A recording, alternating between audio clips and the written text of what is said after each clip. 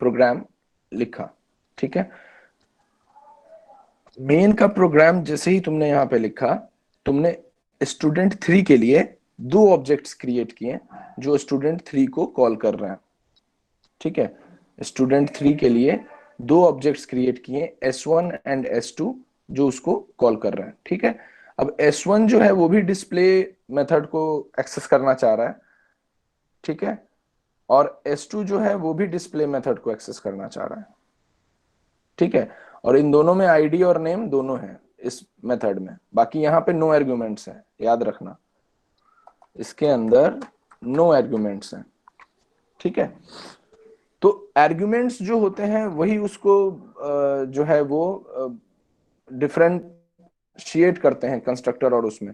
तो यहाँ पे इसको पता लगा कि S1 जो है, S1 वो भी डिस्प्ले को कॉल कर रहा है और S2 भी है वो डिस्प्ले को कॉल कर रहा है। तो कैसे पता चलेगा कि S1 जो है वो किसके लिए कॉल कर रहा है और S2 जो है वो किसके लिए कॉल कर रहा है, ठीक है। तो इसके अंदर दो वेरिएबल हैं, तो ये पहुंचा इसके पास, यहाँ पे नो आर्गुमेंट्स थे, तो फिर कंपाइलर को एक अपने डिफॉल्ट कंस्ट्रक्टर यूज करना पड़ा ताकि इन दोनों वैल्यूज को, जो इसकी डिफॉल्ट वैल्यूज है which is id equals to 0 and name equals to null, ये प्रिंट हो जाएगा, ठीक है। उसके बाद कुछ तुम इनिशियलाइजेशन और कुछ भी वैल्यू इसमें डालते हो तो डालते रहो। तो यहाँ पे हमने नहीं दिया था, बट कंपाइलर यहाँ पे इसमें जो है वो कंस्ट्रक्टर खुद ही क्रिएट कर दिया है। तो ये सारे जो है प्रोग्राम मैंने आपको डिस्कस करे थे, ठीक है। तो 0 और 1 आएगा, ठीक है, और जितने बार के लिए करोगे उतनी बारी के लिए आएगा। अब देखो, हमें ये पता नहीं था कि ये डिस्प्ले वाला जो है वो किसके लिए है। डिस्प्ले के अंदर क्या था, 0 और नल, तो यहाँ पे 0 नल एक बार आया, फिर S2 डिस्प्ले करोगे तो वापस 0 और नल आएगा, ठीक है। यानी कि डिफॉल्ट कंस्ट्रक्टर क्यों कॉल हुआ, क्योंकि एक ही फंक्शन को दो ऑब्जेक्ट्स के साथ हम कॉल कर रहे हैं। Fine, so we need a constructor to get the default value, ठीक है। अब हमने कंस्ट्रक्टर खुद नहीं बनाया तो वो डिफॉल्ट वैल्यू देगा जो जेवीएम ने दिया हुआ है, ठीक है। अदरवाइज आपने खुद कॉल किया होता तो आपने कुछ आर्गुमेंट्स पास किए होते, स्ट्रिंग के अंदर जो है वो राम पास किया होता, आईडी जो है 501 दिया होता, जो मैंने आपको एग्जांपल्स बताए थे, ठीक है। तो एक तो होता है डिफॉल्ट कंस्ट्रक्टर जो कि कंपाइलर खुद ही क्रिएट कर देता है। पैरामीटराइज्ड, जिसके अंदर दिया हुआ होता है, जैसे यहाँ देखो पैरामीटराइज्ड में आईडी, स्ट्रिंग नेम, स्टूडेंट 4 नाम से बनाया और यहाँ पे आपने वो आर्गुमेंट्स पास कर दिए, देख रहे हो। बड़ा इंपॉर्टेंट कंसेप्ट है ये कंस्ट्रक्टर का, इसलिए बोला जाता है, इसलिए मैंने 10 बार बोला था कि कंस्ट्रक्टर इज नेवर यूज्ड, और इसका कभी भी कोई काम ऐसा नहीं है जिसमें हम ये बोल सकते हैं कि it is used for object creation, नहीं, it is used for performance of initialization, ठीक है। इनिशियलाइज करता है, जो डिफॉल्ट वैल्यू है वहां से ये चीजों को इनिशियलाइज करता है। Otherwise it would be publish like default constructor भी कॉल हो रहा है तो वो नल और जीरो ही प्रिंट कर रहा है जो जेवीएम उसको प्रोवाइड कर रहा है। तो जो जेवीएम प्रोवाइड कर रहा है उससे अगर आपको ऊपर उठना है, जो जेवीएम प्रोवाइड कर रहा है उसके बाद कुछ आपको अपना पहचान बनाना है, तो वो पहचान कंस्ट्रक्टर बनाता है। अब कोई दिक्कत हो तो बताओ, और कोई क्वेश्चन हो तो कमेंट थ्रेड में लिखो, आई एम वेटिंग।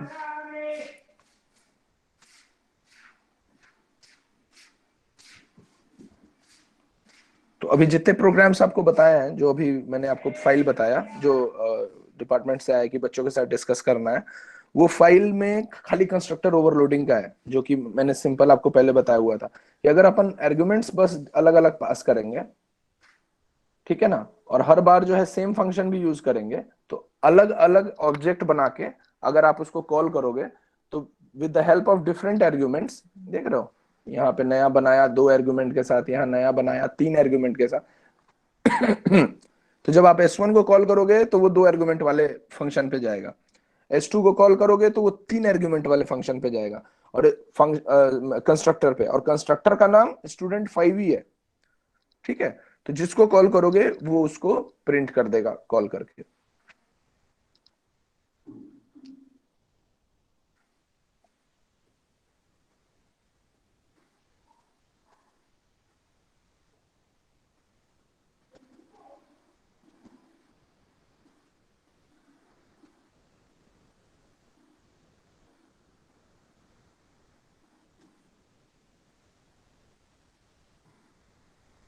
ठीक है, तो कल हम लोग इस वाले टॉपिक पे थे। मैं इसको एक बार डॉक्यूमेंट को डिलीट करता हूँ, इसका अपने को काम नहीं है। और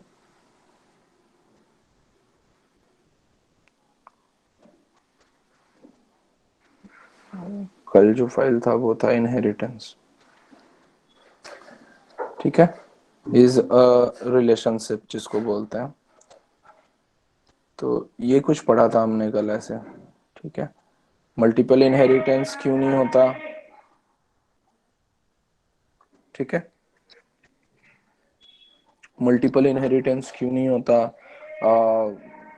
क्यों कंपाइल एरर देता है, अगर अपन पेरेंट के रेफरेंस में चाइल्ड को कॉल करते हैं तो दिक्कत आती है, चाइल्ड के रेफरेंस में पेरेंट को कॉल करते हैं तो कोई दिक्कत नहीं है, ठीक है।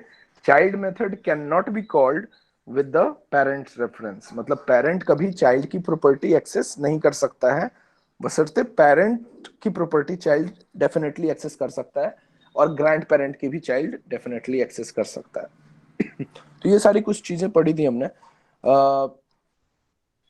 वाई इनहेरिटेंस, विदाउट इनहेरिटेंस, ये सारी चीजें भी पढ़ी थी हमने।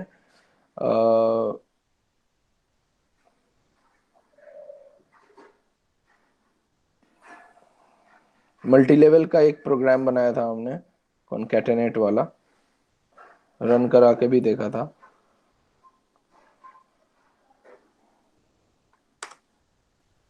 ठीक है, अभी देख लेते हैं और क्या प्रोग्राम है मल्टी लेवल में, फिर मैं आपके साथ वो डिस्कस करता हूँ।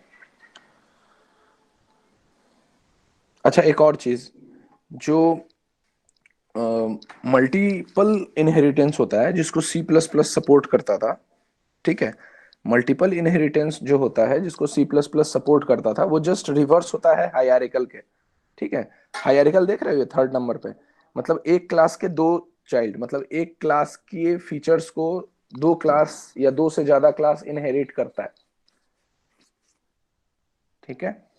और मल्टीपल में क्या होता था, दो क्लास के फीचर को एक सिंगल क्लास इनहेरिट करता था, ठीक है, जो कि जावा अलाउ नहीं करता है, क्योंकि अगर मान लो सेम नाम से वो फंक्शन है तो जावा वो फंक्शन किसको एक्सेस करने की का जो है वो परमिशन देगा, यहीं पे वो क्लैश आ जाता था, वो मैंने आपको एग्जांपल के साथ बताया था, ठीक है। तो हायरार्किकल जो होता है वो जस्ट रिवर्स होता है मल्टीपल के।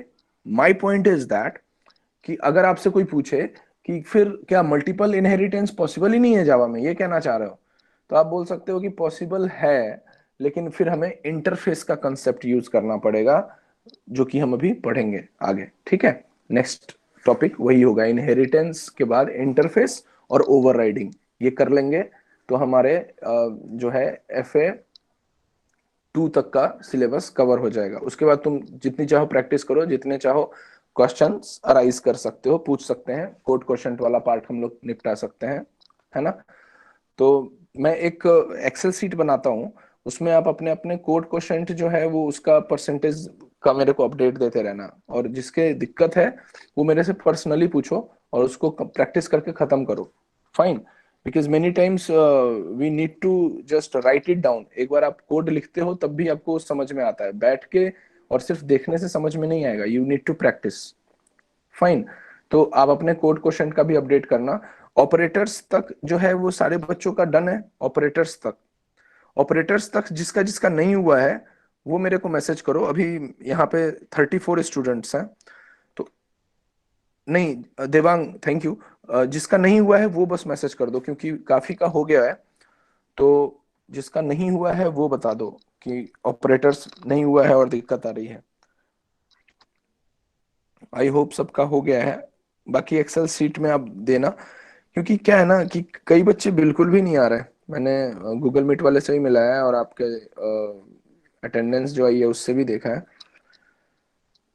That's different thing, but you should come. और लूप तक, सॉरी, ऑपरेटर्स के बाद कौन सा आता है आपके, लूप, लूप आया है क्या ऑपरेटर्स के बाद, लूप तक हो गया है सबके, लूप में किसके किसके दिक्कत है, कोडिंग क्वेश्चन से लेके MCQs में, लूपिंग में इशू है या लूपिंग भी सबके खत्म हो गया है, जिसके लूप में इशू है वो बताओ, अदरवाइज जिसके हो गया है very good. Devang, one coding doubt in loop. Okay, we will discuss it today only, today itself we will finish it off. और कोई?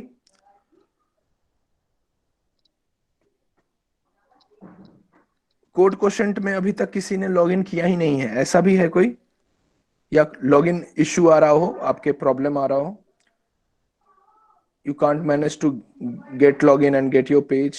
Anyone like this? Perfect, अच्छी बात है। ठीक है देवांग, अभी क्लास, इसके बाद बताना आप मेरे को कि कौन सा क्वेश्चन नंबर है। ठीक है, तो मैं उसको देखूंगा। इस पे तो किया था मैंने डॉक फाइल पे, will discuss that with you. और कोई लूपिंग में किसी को डाउट, लूपिंग तक में किसी को भी कोई डाउट? एरे जो है वो हम कल कर लेंगे, है ना? तो कल एरे तक खत्म करेंगे। इन अ मीन वाइल अगर मैं इनहेरिटेंस तक पहुंचूंगा तो ठीक है, बाकी FA1 तुम्हारा है, आज हो गया 23, परसों, तो कल हमारा एरे जो है वो खत्म होना चाहिए। ठीक है, we have to finish it off array तक। ठीक है, और कोई क्वेश्चन हो तो भी आप बता सकते हो। ठीक है ना, तो अभी सिर्फ FA के हिसाब से। अब जैसे मान लो कि परसों फ्राइडे है, फ्राइडे को तुम करा, सैटरडे को we will take class, we will finish it off interface and overriding. तो हमारा FA2 तक का सिलेबस भी खत्म होगा और हम इनहेरिटेंस भी बहुत अच्छे से कर पाएंगे। अगर उसमें मान लो मल्टीपल का भी क्वेश्चन डाला होगा तो हमारा हो जाएगा। तो सैटरडे को 1 घंटे, जैसे कंस्ट्रक्टर खत्म किया था वैसे 1 घंटा चाहिए। उसके बाद क्वेश्चन सॉल्विंग में बशर्ते जिनके दिक्कत हो वो रहें, जिनको नहीं हो वो चले जाएं, जिन्होंने कर लिया है। ठीक है, तो वो कोई इशू नहीं है, बट 1 घंटे के लिए आ जाना, 1 घंटे में मैं खत्म करा दूंगा उसके बेसिक्स।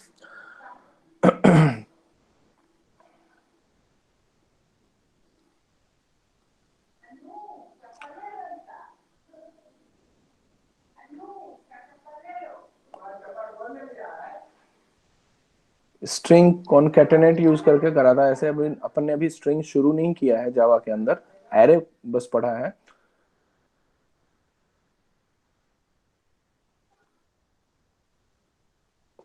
एक प्रोग्राम ये देखते हैं, मल्टी लेवल इनहेरिटेंस।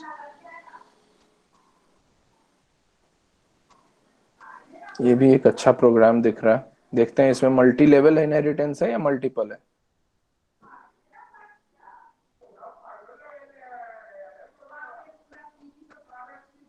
ठीक है, इनहेरिटेंस वाले फाइल में चलते हैं, वहीं डिस्कस करते हैं।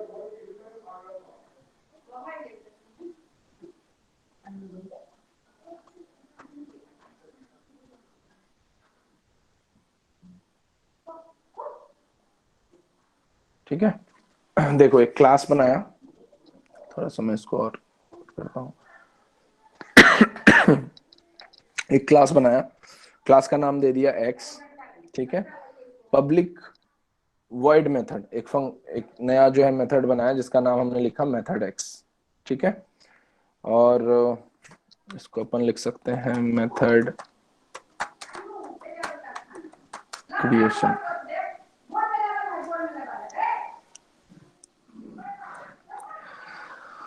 अब आता है class x method.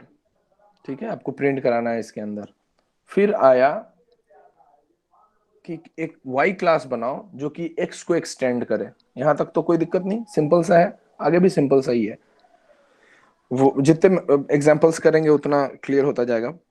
Public void method y, इसके अंदर तुमने क्या बनाया, एक दूसरा मेथड, सेकंड मेथड क्रिएशन।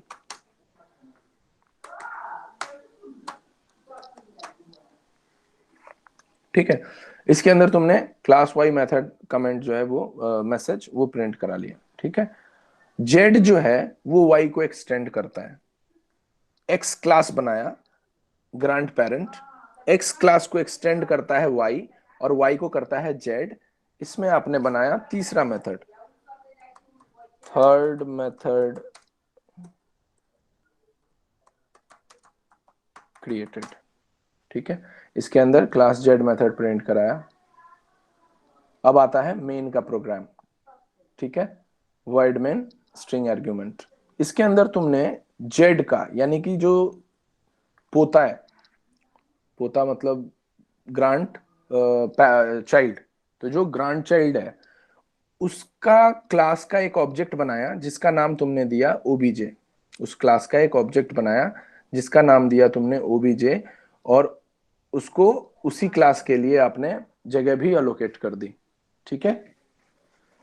और इसके मैंने आपको सारे केसेस बनाए थे कि अगर आप न्यू जो है उसको किसी और रेफरेंस में, अगर मान लो कि उसके चाइल्ड के रेफरेंस में सेव करोगे और उसको कॉल करोगे तो हमेशा ही दिक्कत आएगी। ठीक है। अब ऑब्जेक्ट बना लिया। अब ऑब्जेक्ट जो है वो किसका बना, ग्रांट चाइल्ड का। तो ग्रांड चाइल्ड जो है वो अपने पिताजी की प्रॉपर्टी भी एक्सेस कर सकता है और अपने दादाजी की भी प्रॉपर्टी एक्सेस कर सकता है। और जो ग्रांड चाइल्ड है वो कौन है, ओबीजे, है ना, जिसका क्लास कौन सा है, जे, जेड। तो ओबीजे से इसने मेथड एक्स को करा कॉल। ठीक है, एक्सेस करने का ट्राई करा, ये मेथड एक्स को कॉल किया इसने। इसको भी मैं रेड कर देता हूं। ठीक है। Calling a grandparent class method possible, yes, ये पॉसिबल है कि आप चाइल्ड उससे कॉल करें, तो yes it is possible. Object method calling a parent class method possible है, yes it is also possible, क्योंकि चाइल्ड के रेफरेंस में आप जो है वो पेरेंट को कॉल कर रहे हैं, that's possible. Calling local method with object class, मतलब कि जो चाइल्ड क्लास है, तीनों पॉसिबल है। ठीक है, फिर क्लोज कर दिया और प्रिंट क्या करेगा, तो एक्स के अंदर क्या प्रिंट था, एक्स के अंदर प्रिंट था क्लास एक्स मेथड। तो पहले क्लास एक्स मेथड प्रिंट होगा, क्लास वाई मेथड प्रिंट होगा और क्लास जेड मेथड प्रिंट होगा। ठीक है।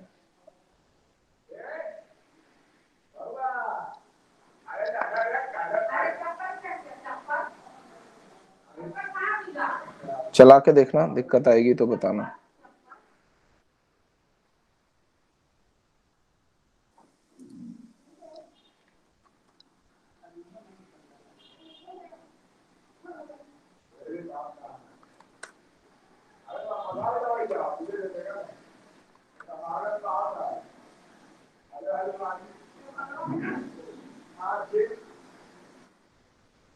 No public class to execute, कहां पे लगेगा पब्लिक क्लास बताओ, इतने सारे प्रैक्टिस कर लिए। यहाँ पे एक्स पे तो नहीं लगेगा,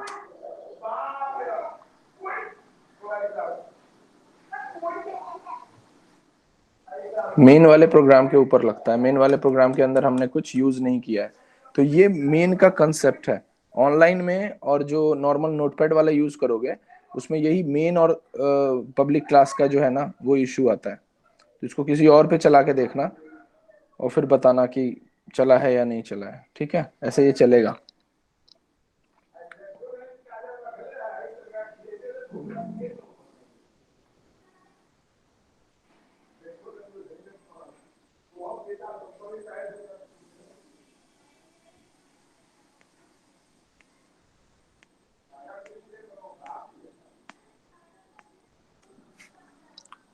ये प्रोग्राम मैं तुमको मेल कर रहा हूँ अभी,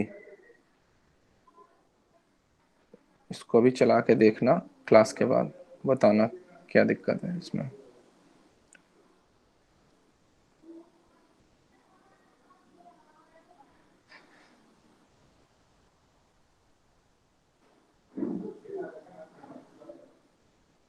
तुम सबको एक साथ ही भेज रहा हूँ।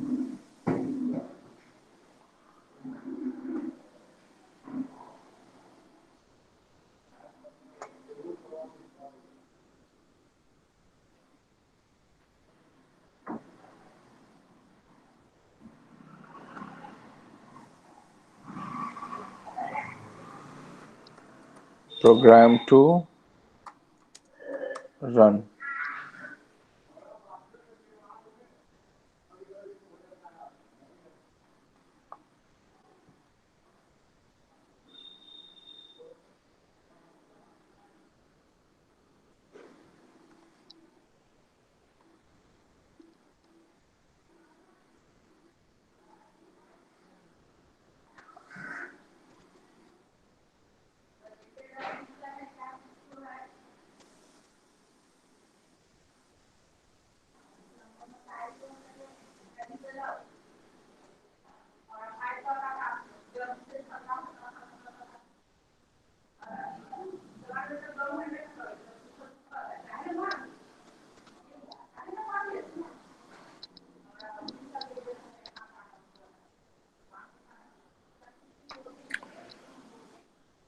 ठीक है, तो एक बार चला के देखना, नहीं चलेगा तो फिर मेरे को बताना, नोटपैड वाले में चलाऊंगा या फिर इसी में, बाकी ये चल जाना चाहिए।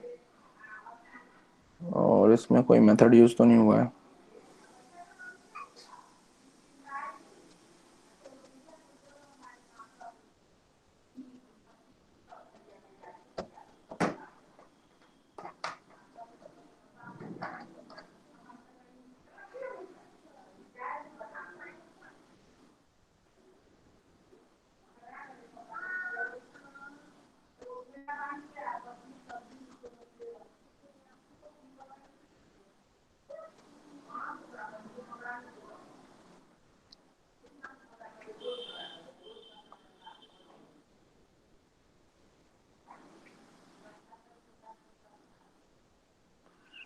एक चीज मिसिंग है, public static void man.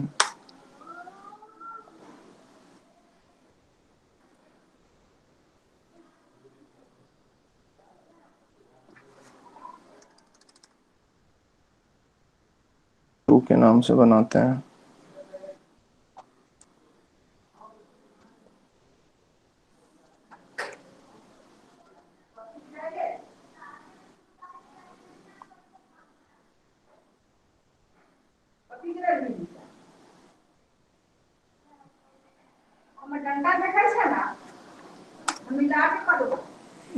Open करेंगे और यूट्यूब ओपन करा।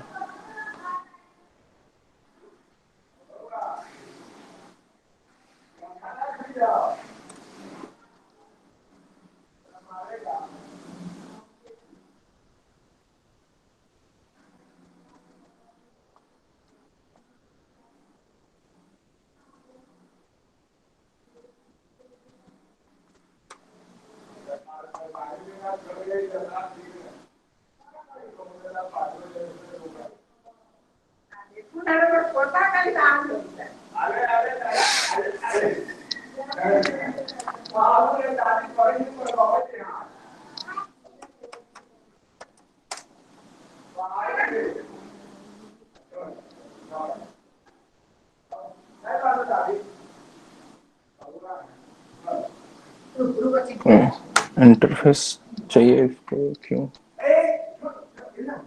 वर्ड में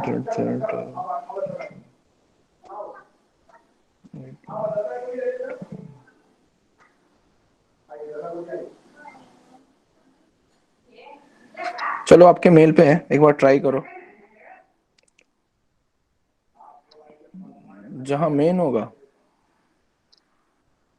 मेन तो यहाँ है, यहाँ तो पब्लिक लगा हुआ है।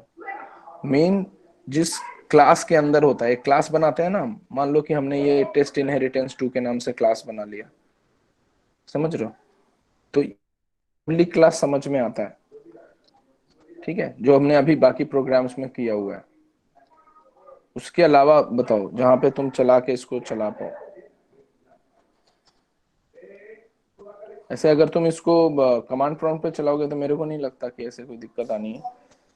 यहाँ पे ओपन करो, यहाँ ओपन करो, क्लोज करो, पब्लिक स्टैटिक वर्ड में यहाँ ओपन करो,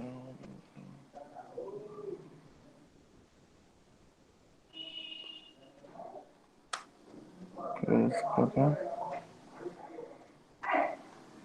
क्लोज करो।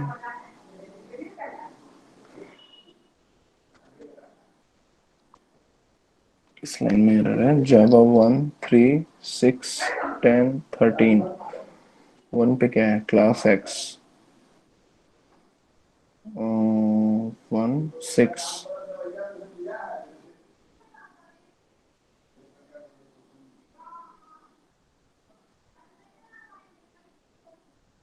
और 10 13 17 10 13 17।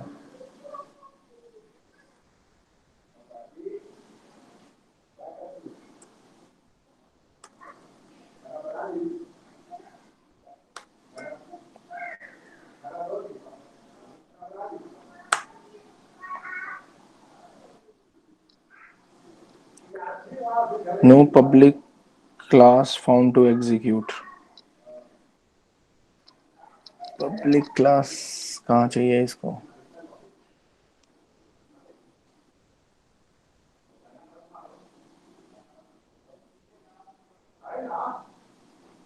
इसको कमांड प्रॉम्प्ट पे चला के बताना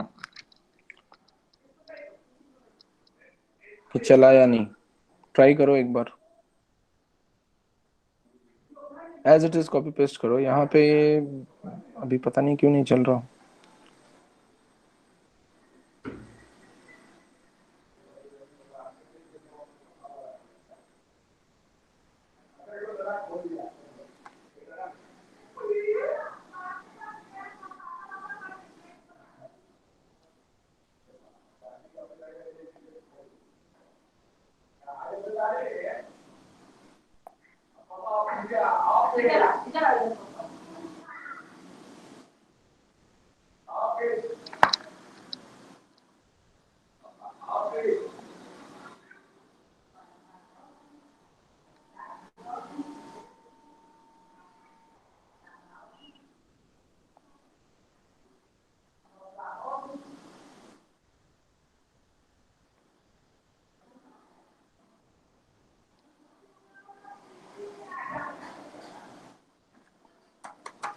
तो यहाँ हम क्लास बनाए टी के नाम से।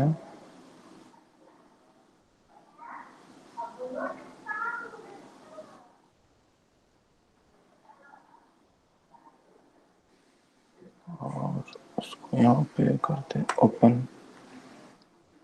यहाँ पे इसको ओपन करें, यहाँ क्लोज करा। एक बार और इसको कर दो क्लोज।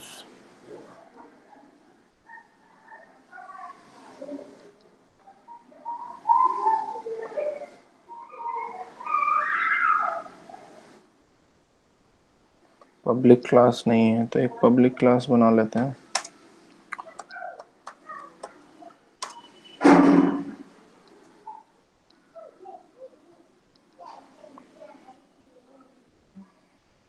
वन थ्री, वन वाला सही है, दूसरा भी सही है, void मेथड एक्स। फिर है 610, 6 सही है, 10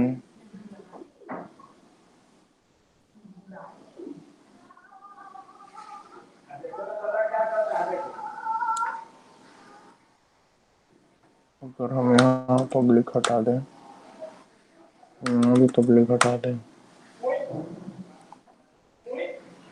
यहाँ से भी हटा दें।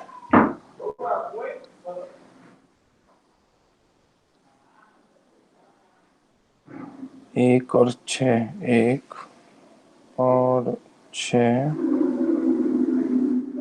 13, 20 और 4।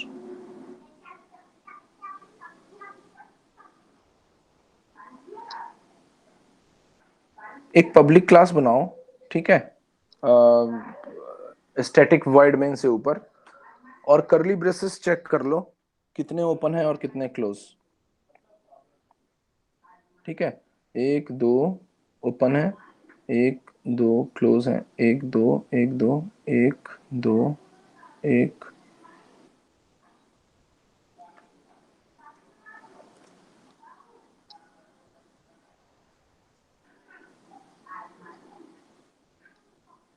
एक था इनम एक्सपेक्टेड। करली ब्रेसेस का ही चक्कर है। एक बार अगर आप पब्लिक क्लास बना लोगे मेन के ऊपर, उसके बाद इसको रन करा के देखो और बताओ हुआ या नहीं।